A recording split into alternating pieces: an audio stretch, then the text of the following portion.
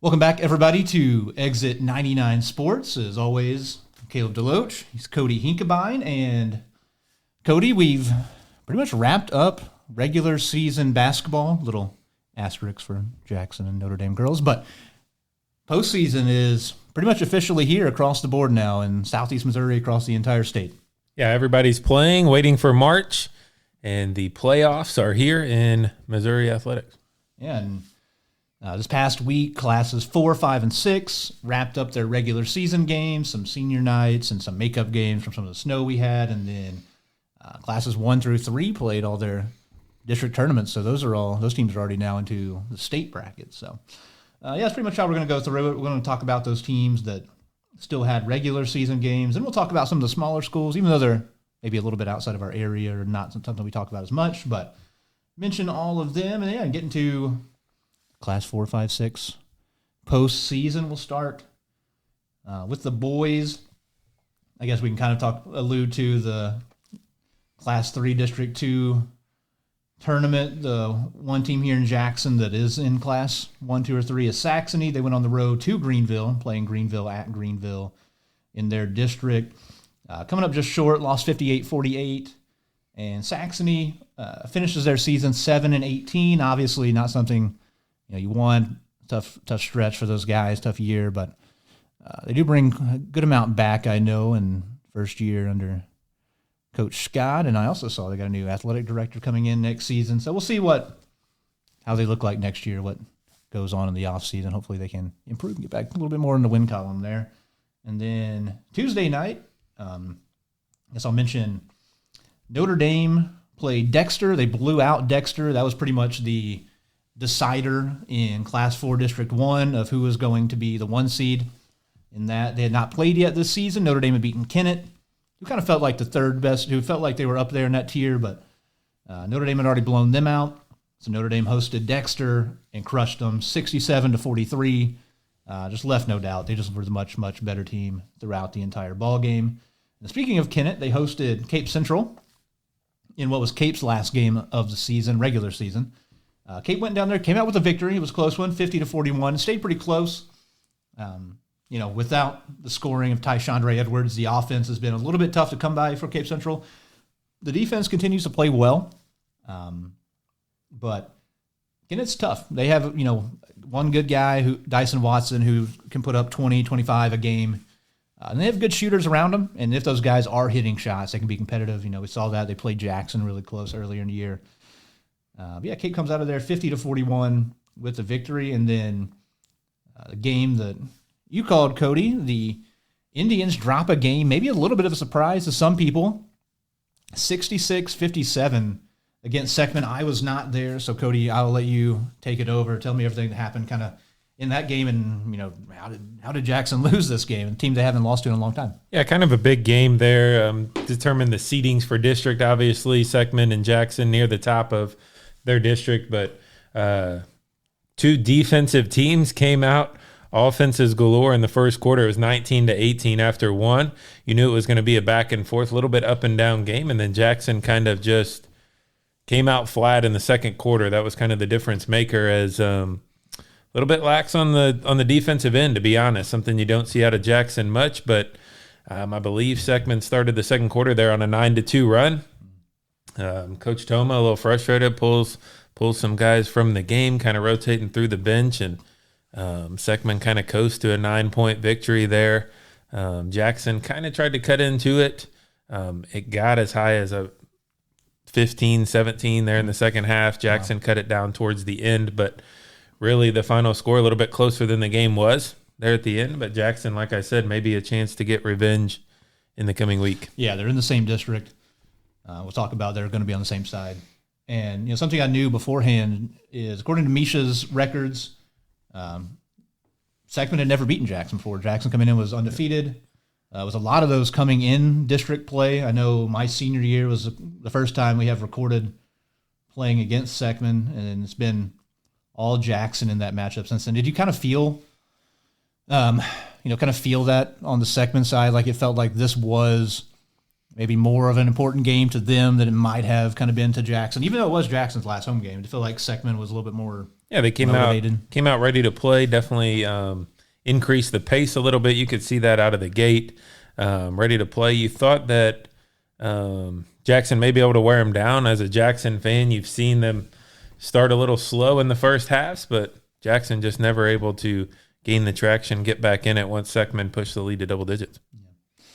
Well, and like we said, there'll be potentially a rematch in the future of that one. And then Wednesday night, Notre Dame played again. You hear that a lot. A lot of Notre Dame and Jackson playing this past week. Notre Dame hosted Farmington. Farmington, a boogaboo type team that's really gotten a lot of Southeast Missouri teams this year.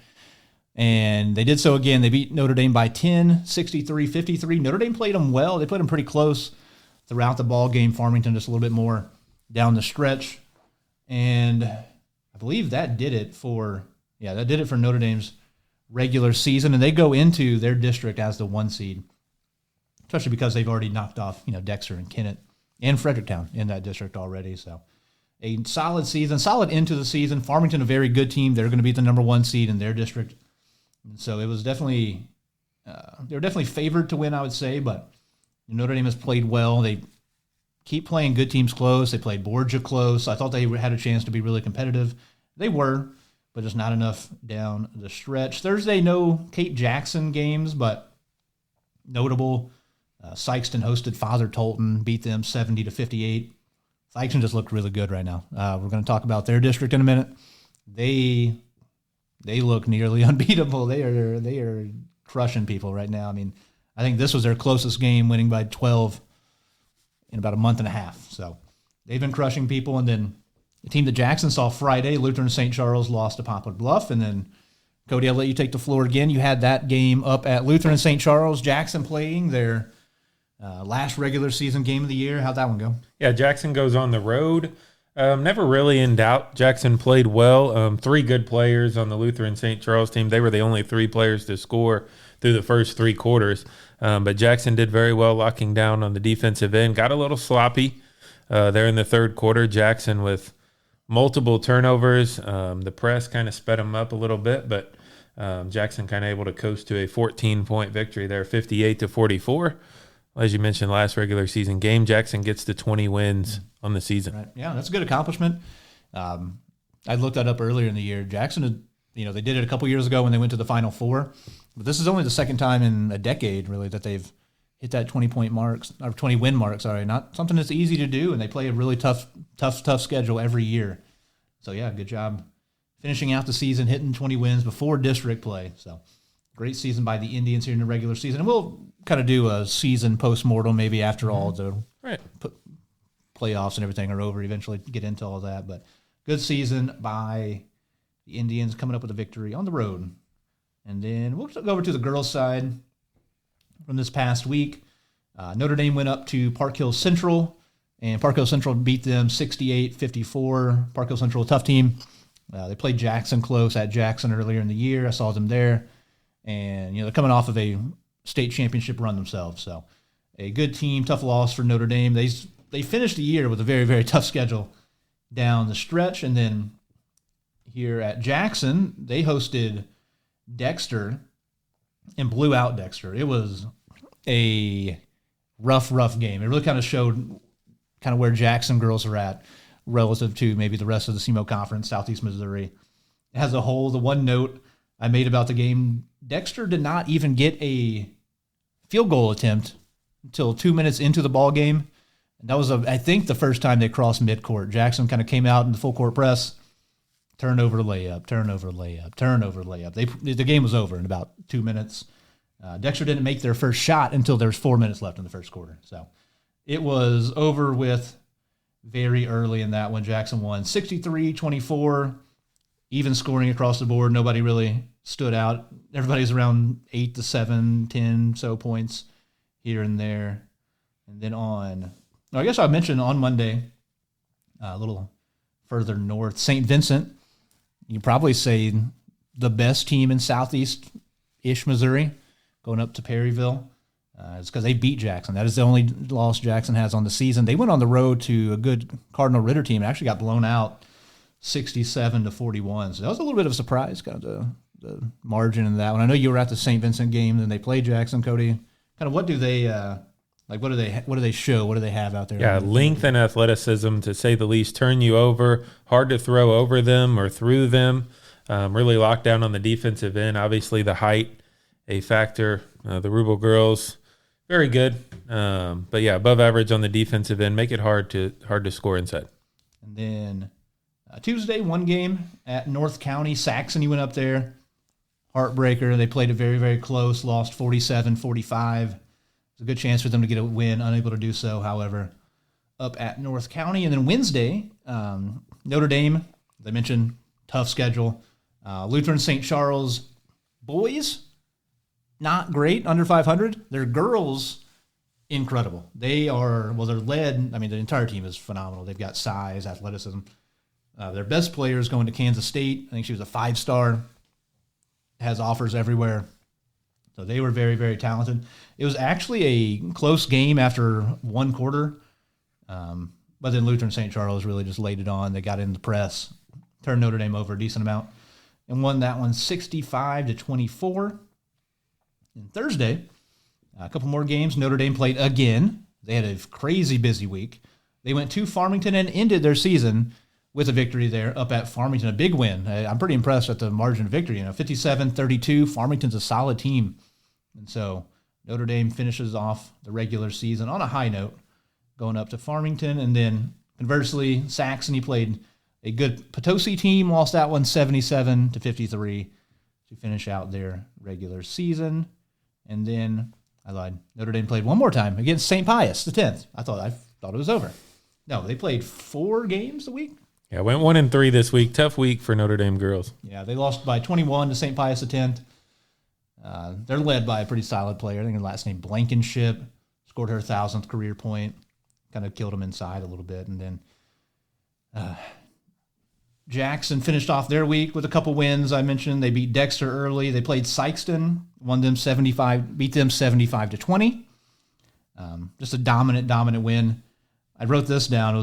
It was 12-11 with 3 minutes to play in the first quarter. Cody, math. 12-11, then the 75-20. Yeah, so they outscored them 63-9. 63-9. The rest of the game. Insane. It was the entire team just getting steal, fast break layups, easy open shots, another blowout in the SEMO Conference. And then the Indians finished playing a tough Hazelwood West team. They had 18 wins coming into the game. Hazelwood West, it is. They are led by 3 freshman girls that are all super talented. One of them 6'3", one of them's 5'11", averages like 25 points a game. So I expected this to be a pretty competitive game. They're long, athletic. It was not. Jackson came out, same story, different book, just suffocated them with the press again. And a little bit different this night was the backcourt of Kate Deck and Cameron Alsdorf did most of the heavy lifting. And specifically, shout out to Kate Deck had 22, and then shout out to Cameron Alsdorf, out of her mind. She came out, she had 21 points in the first quarter to finish with 31 on the game. It was crazy high scoring. It was 54-27 at halftime. That is a final score most nights in high school basketball. And I said Alsdorf, she had 28 at halftime, closed out with a few there in the second half. It was a running clock. Never in doubt after about the first couple minutes of the game. And yeah, this Jackson team finishes the year with just one loss in the regular season. Like we mentioned, losing to St. Vincent in the championship of the Christmas tournament. An incredible year. This is a team I've really started to have so much fun watching. They've played maybe lesser opponents at time, and when they do that, they completely bury them, blow people out. Just steals and layups at will. They've played good, tough opponents here, there. It doesn't matter. They've been winning all these ball games this second half of the season. They've played a very tough schedule. They played a lot of state-ranked teams. And it hasn't mattered. Like I said, they've done it different ways. Different players have stepped up throughout. And they just keep winning. And we'll see how long they can kind of take that winning into the postseason. Yeah, they averaged 73 points a game through 3 games this week. and probably could have scored more than that if they weren't all three running clock. So, yeah, very good on the defense and offensive end. And so we'll move into some of the postseason play. We'll quickly, like I mentioned earlier, we'll touch on the smaller classes. There were some very, very entertaining districts, some very good games that took place this last week in classes 1 through 3. Cody, you can go ahead and so on the boys' side, as you look at the district championships Friday night, Richland out of Essex beat Delta 80-67. This is Class 1, closest one kind of to us in Class 1, and then switch over to Class 2, District 3. Puxico defeats Charleston. Kind of eye-opening for a lot of people. 25-point win for Puxico over what we thought was a pretty good Charleston team here ending the season. They had some close games, took Jackson to overtime, but Puxico shows what they're made of there with a 25-point victory, and they will face Valley. Not the Valley Catholic, just Valley. They beat Meadow Heights in District 4, 55-43. So we've seen Meadow Heights a few times, but yeah, that was the Puxico Charleston game was wild. Like Puxico jumped out, I want to say 20-6 at the first quarter. Yeah.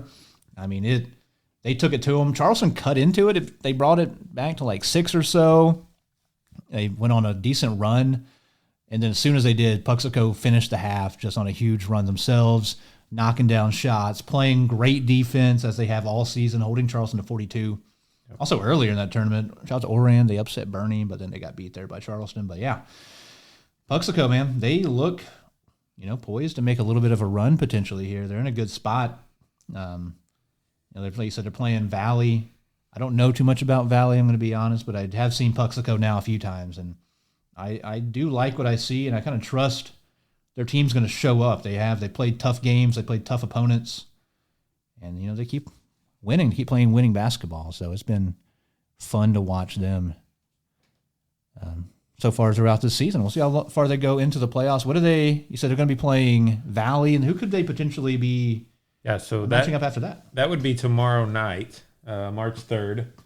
So top team on the bracket would host, so that would be Puxico, but I believe they're playing that one. Is that the one at Bloomfield? I believe so. Yeah, I think they moved that. So then potentially the winner of Hayti and South Iron, those games, the quarterfinals would be March 7th. So then the winner of that little 4-team pool there would go to state. So would be pretty cool. Yeah, they're in a good spot to see them match up. So yeah, at least one home game, and then potentially getting to, Hayti South Iron winner, and the winner there goes to state. And I do want to mention also in Class 2, District 1, you said they're going to be playing Hayti. That was a kind of a crazy district. Neelyville, the 5 seed, actually made a run all the way to the championship game, and Hayti beat Neelyville by 2 in overtime. So a crazy district. I mean, it was a loaded district, honestly. Like Campbell was the 1 seed. They've been fantastic all season. Zenith Hornersville, Neelyville. It was genuinely a district with 5 teams that could have won. So a fun district. I mean, it's the Boot Heel Conference, basically, and those teams have been very good all year, kind of beating up on each other. And South Pemiscot, who went to the Final Four last year, brought most of their team back, got knocked out by Hayti in the semifinals. So a good district, and shout out to Hayti. They're a tough team. They're fun. They get up and down. So that matchup, potentially, if Hayti is able to knock off South Iron, we'll see how that goes. South Iron, one of those teams that is there every year. They've been one of the best teams in smaller classifications the last 5-10 years or so. I'm looking at their numbers right now. They won 3 straight state titles in 21, 22, 23. They won 27 games last year. They won 22 this year. So yeah, that'll be a tough matchup for Hayti, and then potentially a tough matchup if Puxico and them meet up. So it should be a good one. And then I know, Cody, in Class 3, that was another one that was very talked about. A couple of games, Class 3, District 1, and in District 2 were both loaded. Mm-hmm. Yeah, so District 1, East Prairie, the 2 seed, actually upsets Caruthersville, a team we saw covering Jackson. Mm-hmm. So East Prairie wins 80-72, and then Woodland beats Scott City, that one at Greenville. As you get down to the wire, I saw where Scott City, a 1-point lead. Woodland has the ball, 14 seconds to go. believe it was Calvin I Layton. think it was Calvin Layton, yeah. Comes down, makes a bucket to put Woodland up by 1, and then Scott City misses their chance at the buzzer. So Woodland defeats Scott City 50-49. So as you look ahead to sectionals, East Prairie will play Woodland in Class 3 for our area, those two kind of closest to us, and I believe that game is tomorrow night also. Yeah, and that was that district, District 2 there in Class 3. I think you and I have been talking about that a little bit, at least alluding to it almost all season. Like, we knew how good Scott City was. We knew how good Woodland was. And, the game kind of lived up to it. Woodland led most of that game. They came out hot early, if memory serves me correct, and then Scott City clawed all the way back, like you said. I think took their very first lead of the game with 14 seconds. Yeah, Calvin Layton, the hero. Maybe the guy you didn't expect there to get the ball and drive coast to coast. That's what he did. He got the inbound pass. Nobody cut him off, got to the rim, laid it up. So shout out to him. I mean, that is what that team has. They've got guards everywhere. They've got 5'11" to 6'3" kids that can score, that can defend, and they got a big victory. So shout out to Woodland. I think that was Woodland's first district title ever, is what I heard. Also East Prairie. I think East Prairie and Woodland won their first ever district titles. Now they're going to be playing each other in the next round. So yeah, tough season kind of for Scott City as they end the season there 23-4. Their 4 losses to Jackson, Cape Central, and then to Woodland twice. So very good season ends for those. But they're young. Got a lot of kids up and coming. They'll be good for a few years. But tough loss there for them as Woodland was the 1 seed. They move on. Yeah. Like you said, Class 1, you have Risco and Richland. That'd be a good matchup. Those two teams play each other every year, play each other close. Risco seems kind of like this is their year type of team maybe this year, so we'll see. They've been good. They played really well all season. They just beat Woodland on this past Monday, actually. Those teams just played a kind of a one-off, and Risco won that. So Risco has a chance. They're going to be playing, potentially if they win, Chadwick, who's the defending state champion in the quarterfinals. So see how that one goes. You said Class 2, super interesting. Hayti, South Iron up at the top, and then Puxico Valley. So good matchup there. And then, Class 3, East Prairie and Woodland. I think it's something you and I talked about before the show. The winner of that one will be favored to win their quarterfinal matchup, regardless who comes out, and then make a trip to potentially to the Final Four. Yeah, the other side of that is Jefferson out of Festus and then Soldan International Studies. So, the East Prairie Woodland game, March 3rd, Monday, and then the winner would play March 7th in the quarterfinals for a chance to go to state the following weekend. But that will be very, very good games. If you're watching this, should be coming out also Monday, so go check out those ball games. Then we can go ahead and get into some of the bigger schools, the ones you and I are seeing a lot of, covering the most of so far this season. Actually, I'll be remiss if I didn't point out the teams. The girls' side, Delta, they destroyed their district. They won by about 20 in the district title game. They'll be playing Chadwick. Another tough matchup. Chadwick girls very solid as well. 24-4. So that'll be a big time game over at Delta. In Class 2, Malden won theirs in District 1. District 2 is Neelyville. And then that very, very good St. Vincent team coming out of District 3 will be playing St. Paul Lutheran, who I saw. Just shout out to them. First ever district title as well. It'll be a good matchup. St. Vincent potentially winning that game and then facing a very, very good Malden or Neelyville team out of the Boot Heel. Both very scrappy, very tough matchup there. And Portageville, a team we've seen play some local teams a little bit. They're very talented. They'll be playing Woodland girls in Class 3 sectionals. So Woodland, this is their 4th district title in 5 years, so they've been a monster over the years. So a lot of good basketball, a lot of teams here in Southeast Missouri in the lower classifications. I think Cody has a legitimate chance to make Final Four runs. Yeah, would be interesting seeing, as you mentioned there in Class 2, a Neelyville St. Vincent possible matchup to go to state.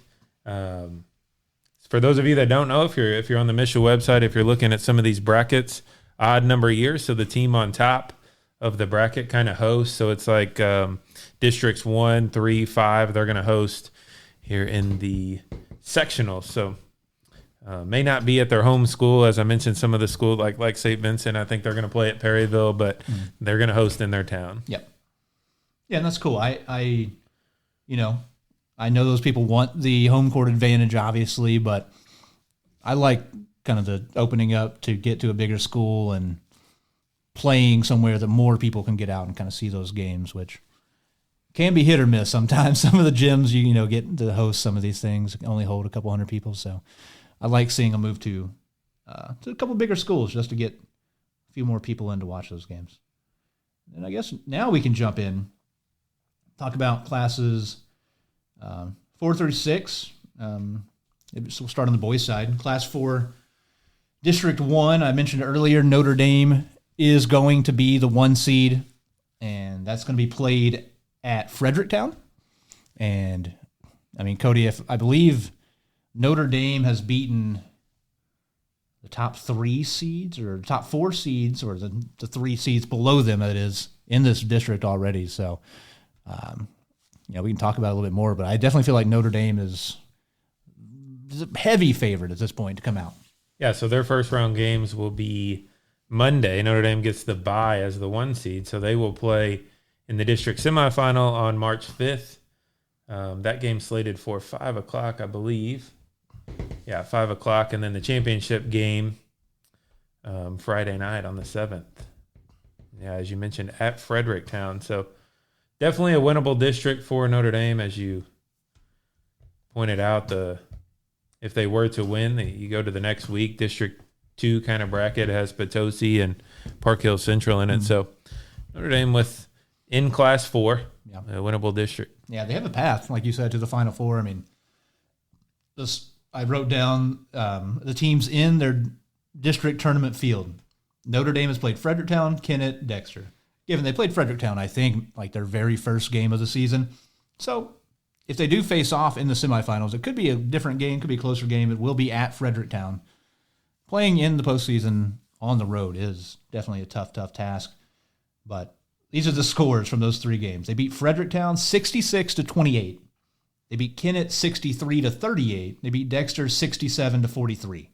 So they have handily beaten everybody in their district throughout this season. And Notre Dame looking for their first district title since the 2019-2020 season, where they actually got to the Final Four before it got canceled due to COVID. So that was a tough break. But yeah, Notre Dame, chance to make a run here. Obviously, Dexter, they're 12-12 as the 2 seed. All right, obviously, like I said, got beat by Notre Dame. They went 2-4 in the SEMO Conference. They beat Kennett in overtime like a week and a half ago. So definitely some teams that are familiar with each other up there at the top of that bracket. And then I'll actually just jump over to the girls' side on Class 4 District 1. That's where Saxony is. Saxony is the 5th seed out of 5 teams in that district. I guess you could say a tough district, especially because of the fact that Doniphan is in the district. Doniphan state ranked throughout the year. They were a team that had a bad taste in their mouth from last season. They went undefeated throughout the year, lost to Notre Dame in the district title game, in girls basketball that is, at Notre Dame last year. So they've come back with a vengeance, you can say. They lost to Jackson, I know. They only have 2 losses on the season. It'll be an uphill battle for the Saxony Lutheran girls. As we mentioned, they finished the regular season 3-21. They'll be taking on a good Kennett team who they did lose to already. Once again, I'll say it every time Kennett comes up. Go watch Kennett play basketball. They have a girl named Elise Edwards. She's like 5'2". She's scored 1,000 points in a year and a half.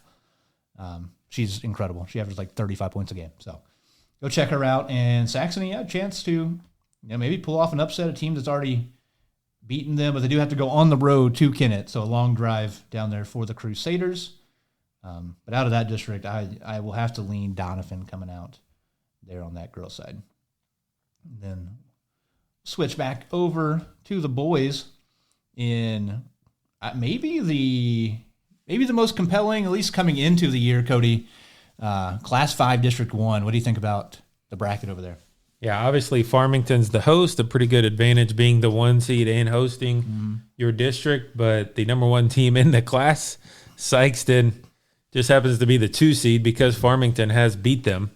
So Very good district. You have Cape Central as the 3 seed, so should be entertaining to say the least. Yeah, and it's just it kind of sucks for Cape. They lost Tyshandra Edwards middle of the year, who is the leading scorer. You can say the most talented overall player on the team, the tallest player on the team. It's kind of the way, unfortunately, kind of broke there. Had a hand injury, going to be out here. And as you mentioned, Farmington has beaten next 2 best teams. I think they've beaten everybody in this district. Actually, I've kind of paid attention throughout the year. They beat Cape Central at Farmington, 72-62. They beat Sykeston also at Farmington, 81-74. They beat North County. They beat Hillsborough. So yeah, they beat Festus. They've taken everybody in this district to the woodshed. But Cody, I don't know. What do you think? Who do you think might actually come out of this district? Yeah, as you mentioned, Sykeston playing very well. Even at Farmington, a very tough place to play. You would probably, I think, would have to give the edge this time to Sykeston. Obviously, Murray not on the team anymore, but they're kind of gelling at the right time. They're pretty healthy, and I probably would pick Sykeston out of this district. Yeah, they've been on a tear. I guess we can talk about specifically, Cape is going to play Festus in the first round. Festus is a decent team. They're 15-10 at the end of the season. The one, you and I saw them play, Jackson demolished them. They shut down the best player on the team. It was Drew Johnson, the coach's son. He is a big-time shooter. I looked up one little stat of his. So I can tell you, if you're a Cape fan, you're going to watch this Festus team play. Drew Johnson's going to shoot the ball a lot. He's going to shoot a ton of pull-up threes, come off of ball screens, transition threes. He has attempted 146 threes on the season, and he is shooting 44% on nearly 150 shots from 3 this season. So they are a team you don't want to let get hot. I know also in that game against Jackson, Aiden Clifton, who's their big man, who is having a good year. He'd gotten like crazy. He played like 2 minutes in the entire game. He was in crazy foul trouble. So it'll be a tough test for Cape Central, but I would lean their direction. And then, the rematch with Sykeston, no Tyshandra Edwards, probably a tough hill to climb if you're Cape. Very much so. And then flipping over to the girls' side, I believe Cape Central is the only, Cape area team, I guess you could say, in that district. And they'll be actually hosting that district over at Cape Central. It is a good district. Throughout the year, I hadn't really paid attention to who was in the district. I had talked a few times how, Cape had beaten a couple teams that were pretty solid, maybe a little bit better than them, in my opinion. And I thought they might be able to, make some noise in their district. But I looked up their district a couple weeks ago, and it is a very good district. Like, the worst team in the district is DeSoto. They're 11-15. So there's no, 5-20 teams in this district. Hillsborough's at the top. They've won 23 games. Festus has 20 wins. Then a lot of teams they're hovering around the 500 mark. So Cape Central got the 7 seed. They're going to play Festus. But it is at home. So, maybe they might be able to make some noise, pull off a little bit of an upset, playing on their home floor. That always makes a big difference, especially in postseason play. So that'll be something to keep an eye on. Those games are when? March 6th. So that is going to be Tuesday. Yeah, the girls would be Thursday. Oh, that's Thursday. Yeah, so the girls are Thursday, and then the 8th would be Saturday then for them. Okay, yeah, so. A little bit different. Yeah, I'll say if you're maybe haven't been plugged into postseason play, I know a decade ago or even less, they used to play boys and girls games or the boys and girls districts on the same court. Same host site. That is no longer the case. They split them up. So, like you said, Class 5, District 1, the girls are playing at Cape. The boys are up at Farmington. Yep. And then, same Class 6, they're playing at Lindbergh for girls. And boys are, we'll kind of get into it, kind of a mixed bag. But there's going to be at SLU for the championship night. So that's something a little bit different. Yeah, so on the boys' side, you have their district tournament on Wednesday, Friday, and then championship Monday. So a little different there. And then on the girls' side, you would, for Class 5 and 6, you would have Thursday, Saturday, and then championship Tuesday. So a Little championship games through the week, a little different there in Class 5 and Class 6. Yeah, and I know they try to do it to where teams that are going to be in the same class or whatever can, get to both games, but playing a championship game on a Monday is stupid. I think it's dumb. And a Tuesday, also dumb. Class 6, District 1. I'll start on the girls' side. That Jackson did get the 1 seed there. And obviously, they're 22-1. They've had an incredible season. I can't mention enough times how much fun this is. I know I'm online. It's fun to make fun of girls basketball. And as a person who has had 3 younger sisters that have all played basketball, volleyball, etc., I've been to a lot of games that are tough to watch. I understand. I get it. But they are so much fun to watch. They hit shots. They play great offense. They play crazy defense. They are full court pressing people. They're getting up and down the court. They are so talented. Like I said, the backcourt, Kate Deck, Cameron Allsdorf, every game they're hitting shots. They're playing defense. They pass well. They handle it well. Those two are phenomenal every night. The front court is good. You got Addison Henderson, only a freshman. Lauren Dory, a freshman. They're so much fun. Lauren Dory making threes now at 6'1". That's crazy. They are super talented. They're so much fun to watch. Since they are staggered, go make the trip to Lindbergh. It's a nice gym, pretty good facilities, everything. Very nice school. Go up there, see them play, and appreciate this. They are 22-1. They're playing in a tough district with Jorge Zoo. That is the 2 seed. Those teams played each other earlier in the year, went to double overtime. Jackson won at Jorge Zoo. But yeah, go check this team out. This is not something that happens a lot. 22-1 is crazy. And the Jackson girls haven't been to a Final Four early 2000s. Maybe 03 or something like that. Yep. So, this is a team, it's going to be tough. Class 6 and girls basketball is loaded. So it's going to be a tough route regardless. But this is a team that has a chance to really, really make a run, in my opinion. Yeah, going to be some tough times for the games. March 6th, they play at 6:30 against Melville. And then if they win that one, it would be a 12:30 game on Saturday, the 8th. And then, as I mentioned, championship game Tuesday at 5:30 at Lindbergh. Not ideal. How inconvenient can you make it? Yeah, Tuesday at 5:30 would be the district championship at Lindbergh High School. First game's at 11 a.m. Ugh. What are we doing? What are we doing playing these games at 11 a.m.? Okay, quit complaining. I won't quit complaining. I was complaining off air to Cody instead. So yeah, that district I mentioned, Jackson is the 1 seed. Jorge Zoo is the 2 seed. That's how I inevitably see it finishing. I think those 2 teams will meet in the championship. Seckman is the 3 seed. Oakville's at 4. Notre Dame is 5. Lindbergh at 6. Fox at 7. Melville at 8. So the Notre Dame girls are the 5 seed. They'll be playing Oakville March 6th at 5 p.m. So you can watch the back-to-back Notre Dame and Jackson play there. And I don't know. I think that they can very easily beat Oakville in that game. Oakville, I don't know how we got here to where the seeding is that way, but Notre Dame's solid. They have a good inside game, decent shooting on the outside. Kraft, Mia Panton, very good players from the perimeter. And then something I mentioned earlier with my little asterisks on the regular season being over. Still, as of now, Jackson and Notre Dame are going to be playing each other tonight when you're probably listening to this, Monday at 6 p.m. at Notre Dame. So those 2 teams could be playing each other on March 3rd, and then also turn around and play each other again on, what would that be, the 8th. So could be an interesting situation. I'm curious to see how this game goes at Notre Dame. It's tough to beat a team multiple times. Jackson went to Notre Dame and beat them early in the season for the championship of the SEMO Conference Tournament.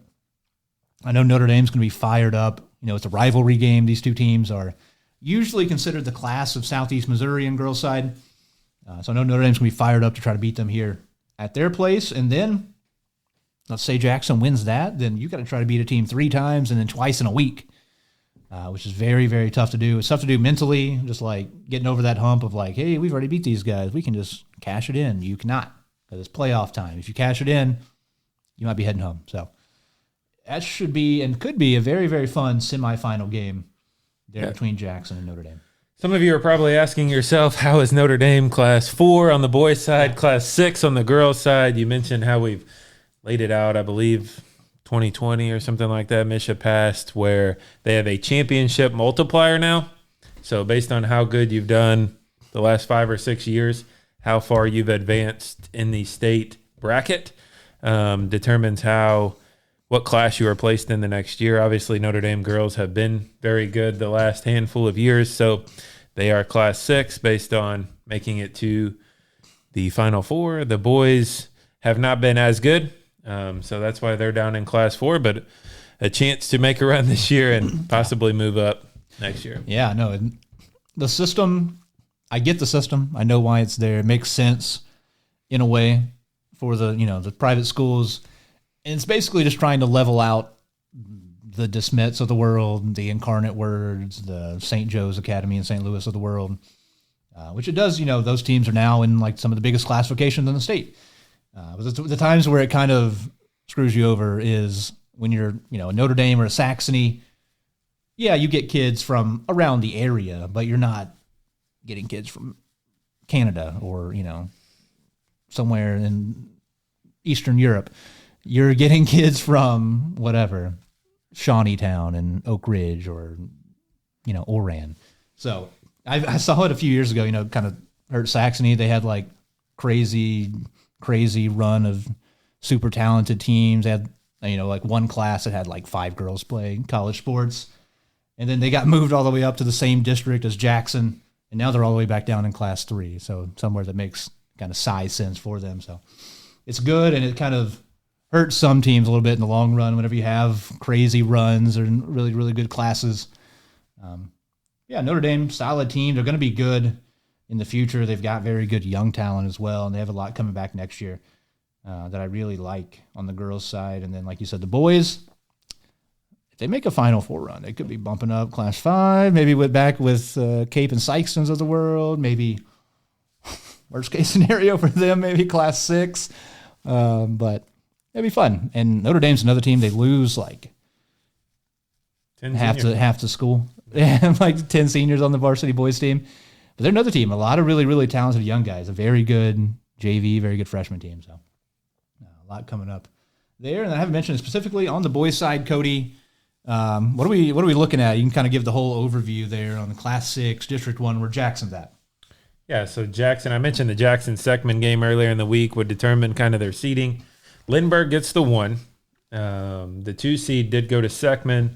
Jackson's the 3 there. And then you have Cardinal Ritter, kind of a weird season for them. One of those private schools that hovered around 500 a lot of the year. So Cardinal Ritter's the 4.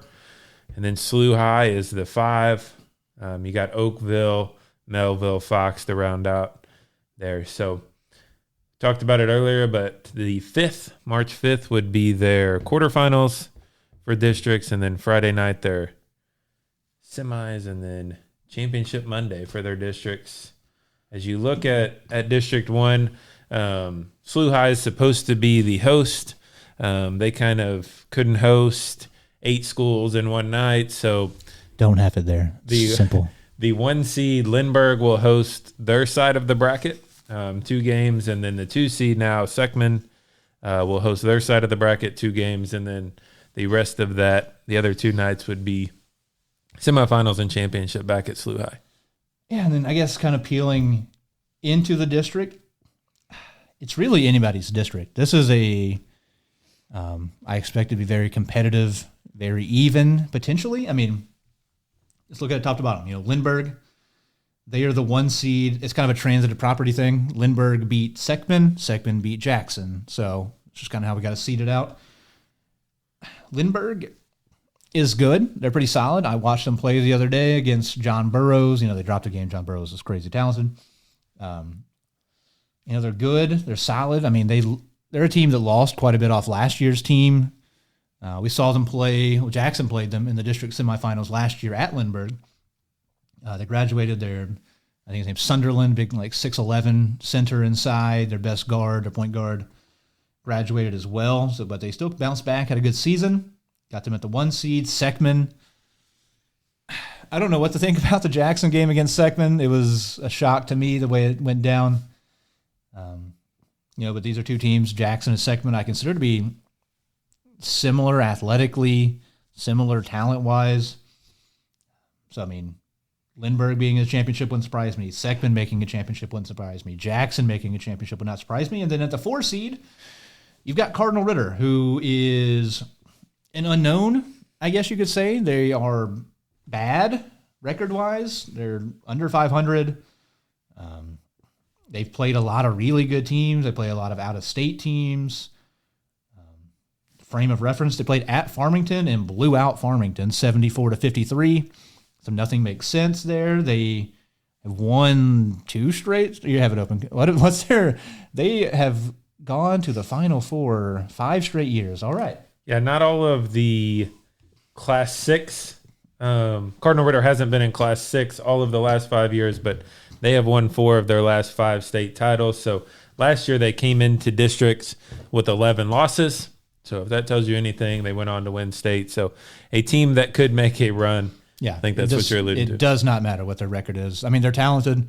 They lost a lot. Like that team last year was very talented, and a lot of those guys were seniors. They still bring back some guys that are very talented. I know like Oscar Patterson the fourth, somebody that's maybe the most impressive like looking player for me. They've got good guards that I knew came back from last season's team. So they're the 4 seed, and I mean they could be in the Final Four in a couple weeks. So it would not surprise me whatsoever. That kind of is the crux of this district.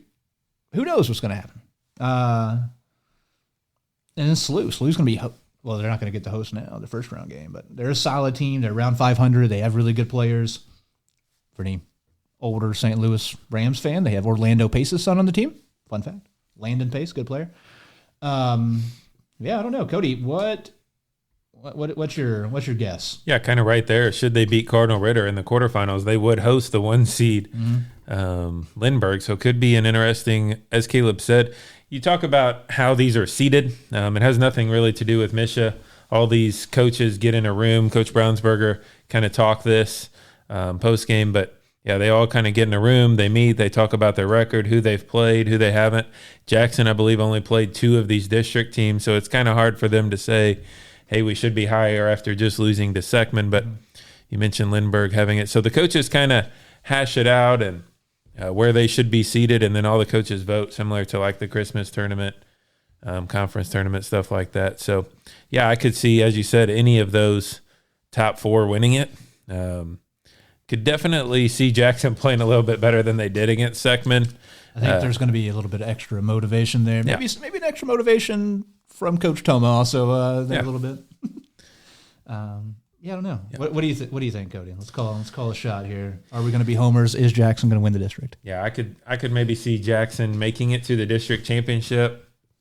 Would be tough to beat either Lindbergh, Cardinal Ritter, whoever comes out of that, or SLU High hosting the game. So would probably have to give the edge to the top of that bracket. But I'm not sure. Jackson could definitely play with any of these teams. I'm going to be a homer. I'm going to say Jackson revenge over Cardinal Ritter in the district title game. Cardinal Ritter goes 25% from the field, and Jackson wins, and then goes and plays probably somebody else really, really good over in District 2. District 2, I guess you can kind of allude to that a little bit. District 2 in Class 6 for the Indians is, I believe, all public schools. It's led by Marquette at the top. Yep. Was that a good year? That's a team that Jackson faced in the regular season last year. They have a good inside-out game. They have a really good point guard, really good big man. And I don't know. Whoever comes out of District 1, I think, might be the favorite over the District 2 team, but you never know. We'll get there when we get there.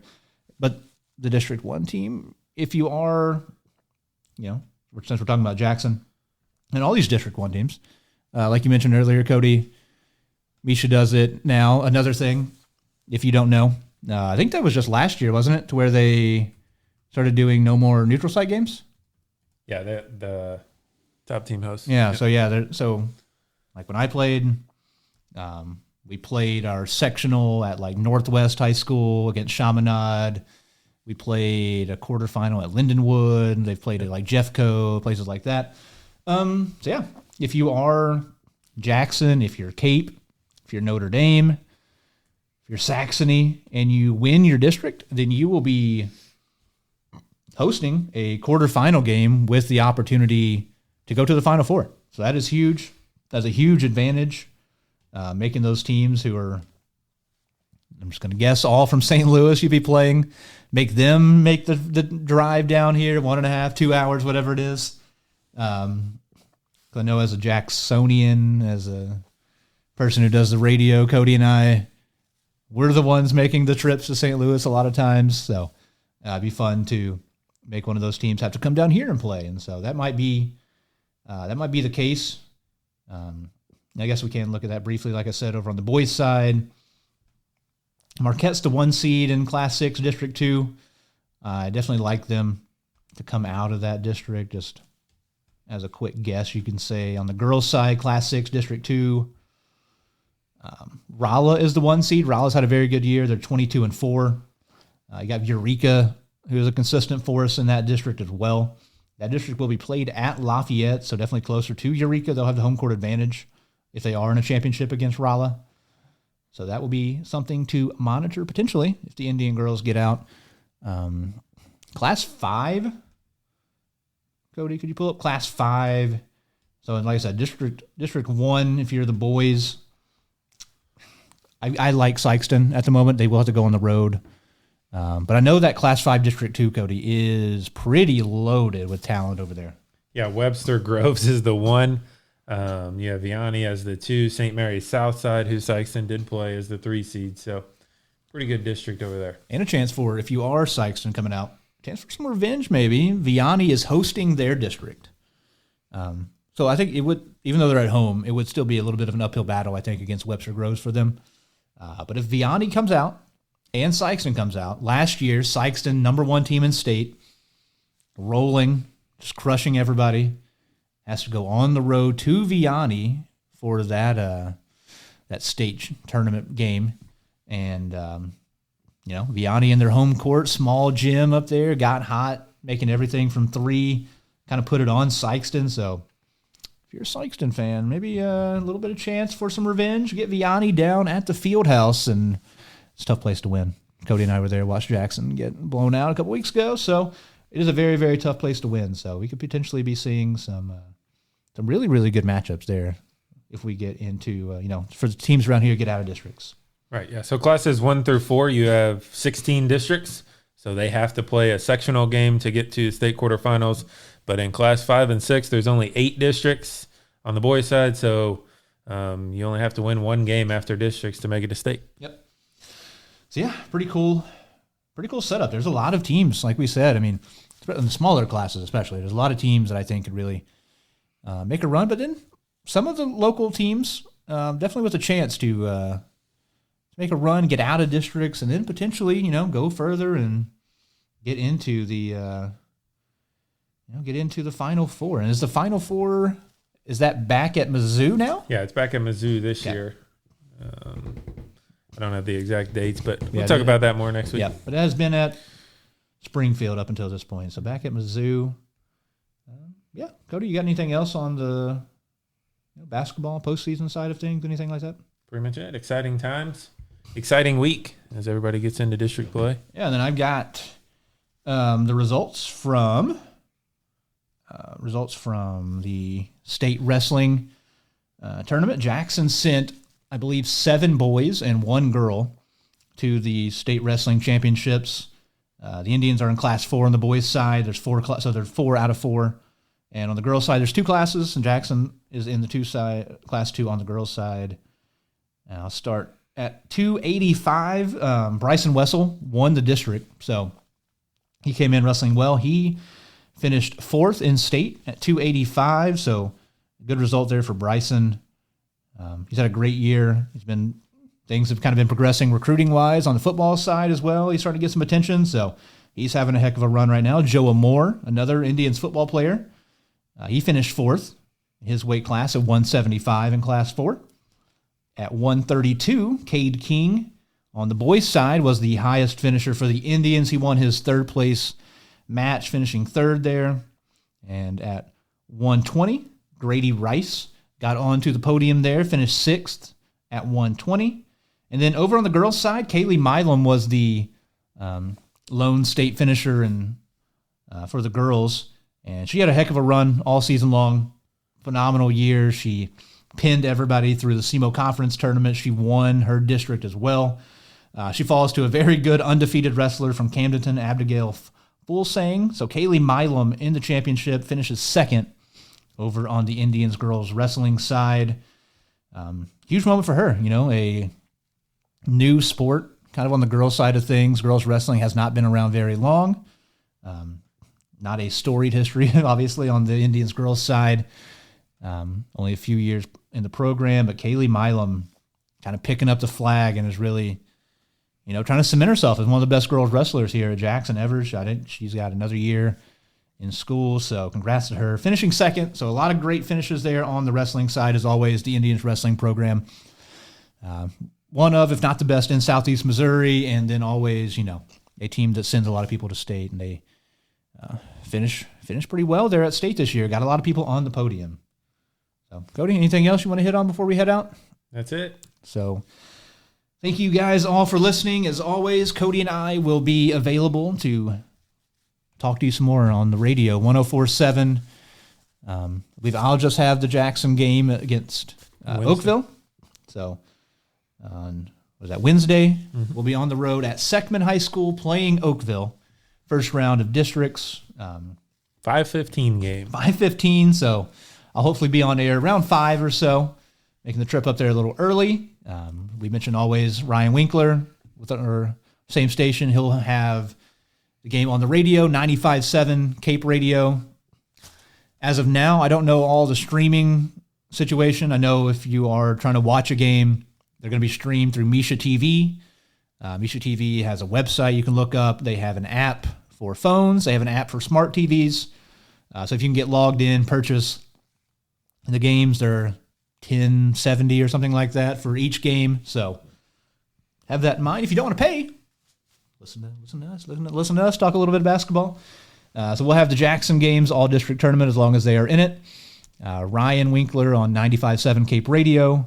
We'll have Cape would be at 8:30 on Wednesday. Okay, so late game for Cape for them. And because they're going to be playing all their games in one day, so optimistically 8:30 for Cape Central, maybe closer to 9. We'll see.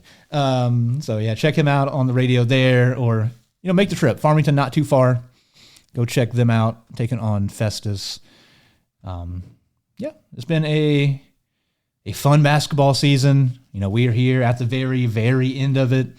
Everybody's just one loss away from their season being over with. So this is a great time of year, very fun time of year. Go check out some good basketball. Go to the games. It's cheaper than watching them at home.